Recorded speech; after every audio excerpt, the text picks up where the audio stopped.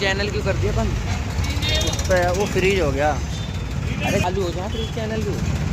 मैंने गलती